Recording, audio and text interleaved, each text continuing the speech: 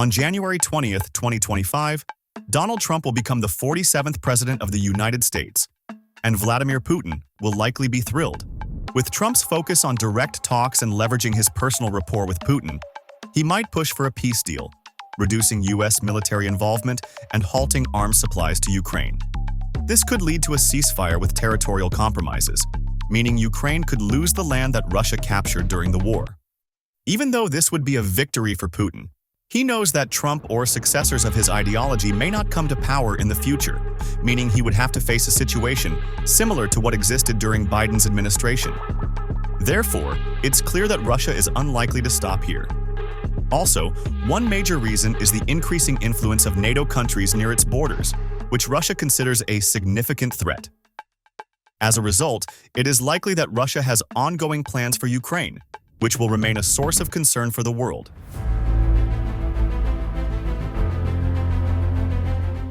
The conflict in eastern Ukraine could persist as a frozen conflict, with Russia continuing to support separatist groups in Donetsk and Luhansk.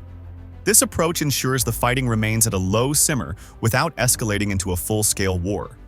This strategy is not new. It mirrors tactics Russia has employed in other post-Soviet states, such as Georgia's Abkhazia and South Ossetia, and Moldova's Transnistria. But why would Russia prefer this strategy?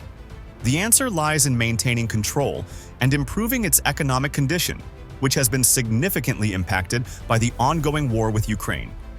Trump's America First policies are likely to prioritize business ties with Russia, benefiting both countries economically. This increases the chances that Trump would push Western nations to lift economic sanctions on Russia, providing much-needed relief to its economy. In return, Trump would likely expect Russia to maintain peace or, at the very least, avoid major aggression in Ukraine. For Russia, this strategy presents a safe and pragmatic path to achieve its objectives without escalating tensions further. By ensuring the Donbass region remains outside Ukraine's full sovereignty, Russia keeps Ukraine destabilized, diverting its resources and attention away from economic and political development.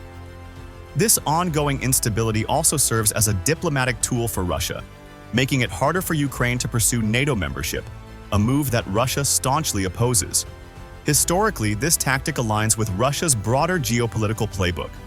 In 2008, Russia's involvement in South Ossetia and Abkhazia not only disrupted Georgia's territorial integrity, but also halted its aspirations for NATO integration. Similarly, the presence of Russian troops in Transnistria has perpetuated a frozen conflict, limiting Moldova's ability to align more closely with the West. In Ukraine, this strategy also reflects Russia's desire to project influence while avoiding the international backlash of outright annexation or open warfare. For Ukraine, the implications are severe. It faces a constant drain on its economy and military resources, limiting its ability to strengthen ties with Western allies and assert its position globally. Ultimately, this frozen conflict serves as a tool for Russia to maintain leverage over Ukraine while keeping NATO's influence at arm's length, a calculated move that will keep Western countries in check.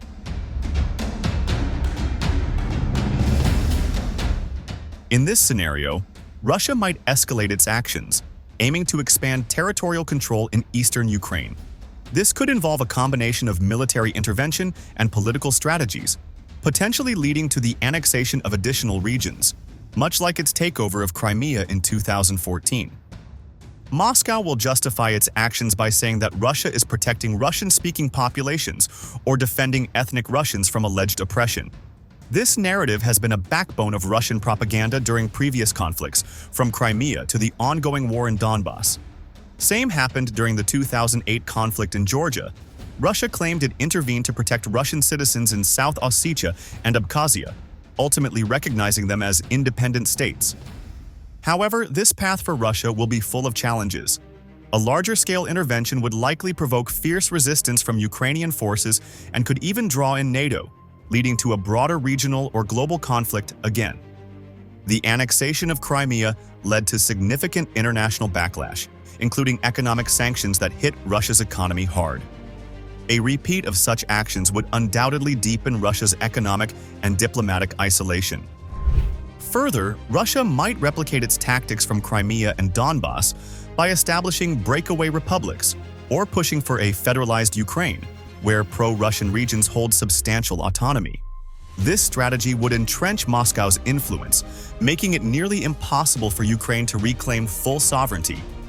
Yet, such moves would come at the cost of further destabilizing the region and solidifying Russia's reputation as a geopolitical aggressor. But to maintain its influence, Russia may not hesitate to employ this tactic. A more extreme scenario is Russia officially annexing the Donbas region, much like it did with Crimea in 2014. This would involve organizing staged referendums in the occupied areas, claiming the people voted to join Russia. Such actions would aim to create the appearance of legitimacy, but would likely be condemned worldwide, just as the Crimean referendum was. This strategy isn't new for Russia. The annexation of Crimea echoed similar moves in history, such as when the Soviet Union absorbed Latvia, Lithuania, and Estonia in 1940. In those cases, staged votes and political maneuvers were used to justify taking over sovereign territories, despite global outrage. If Russia annexes Donbas, it will see it as a major win. Ukraine would lose any chance of reclaiming the region, and Russia would send a clear message to NATO and the West that it won't tolerate interference in its sphere of influence. Moscow would likely move quickly to establish full control over the area, integrating it into Russia's political and economic system. However, the costs would be high. Sanctions from Western nations would likely target Russia's energy, banking, and technology sectors, putting more strain on its economy. Russia would also face greater diplomatic isolation and criticism from the international community. Even so, Moscow might consider it a price worth paying to solidify its hold on Ukrainian territory and assert its power on the global stage.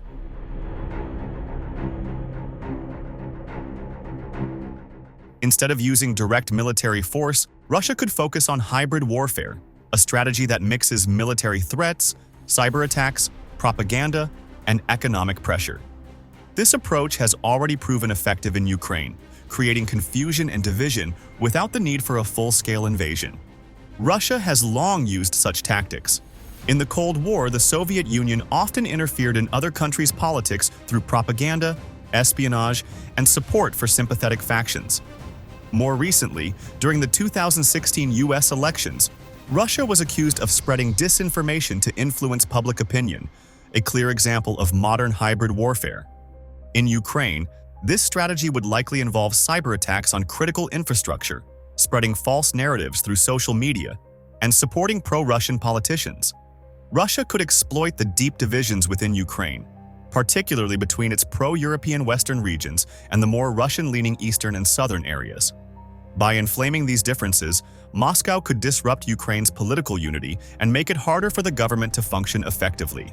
The goal of this strategy is simple: keep Ukraine unstable and focused on its internal problems.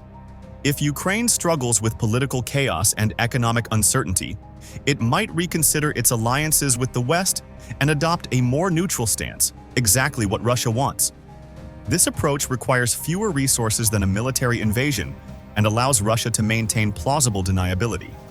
By destabilizing Ukraine from within, Russia can achieve its objectives without risking a direct confrontation with NATO or the global backlash that comes with overt aggression. This will likely be one of the moves that helps Russia maintain control without engaging in a major war. The most extreme and dangerous scenario would be if Russia launched a full-scale invasion of Ukraine, aiming to overthrow the Ukrainian government and replace it with a pro-Russian regime. This would be a high-risk move for Russia, with the potential to escalate into a major international conflict. It could provoke NATO's direct involvement, leading to a war much larger than just Ukraine and Russia. However, Russia may not hesitate to pursue this move if it believes the benefits outweigh the risks. In this scenario, Russia would likely target key cities like Kyiv and try to overwhelm Ukrainian forces with a massive military assault.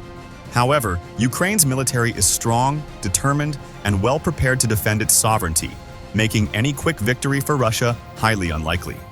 This means a long, bloody conflict with no clear end in sight. The consequences of such an invasion would be devastating massive civilian casualties, widespread destruction, and an economy in ruins. The war would likely drag on for years, with Russia getting stuck in a costly, difficult conflict. On the global stage, the West would almost certainly respond with harsh sanctions against Russia and increase military support for Ukraine. Under a Trump presidency, the likelihood of a full-scale Russian invasion of Ukraine may diminish. Trump's focus on de-escalation and potential preference for fostering ties with Russia could lead to a push for peace talks or compromises, discouraging major military action. However, Russia might still use the opportunity to consolidate gains in Ukraine through political or economic pressure, rather than risking a large-scale conflict. Trump's rhetoric on reducing U.S. involvement abroad might embolden Russia to test boundaries, but likely stops full-scale war due to international scrutiny.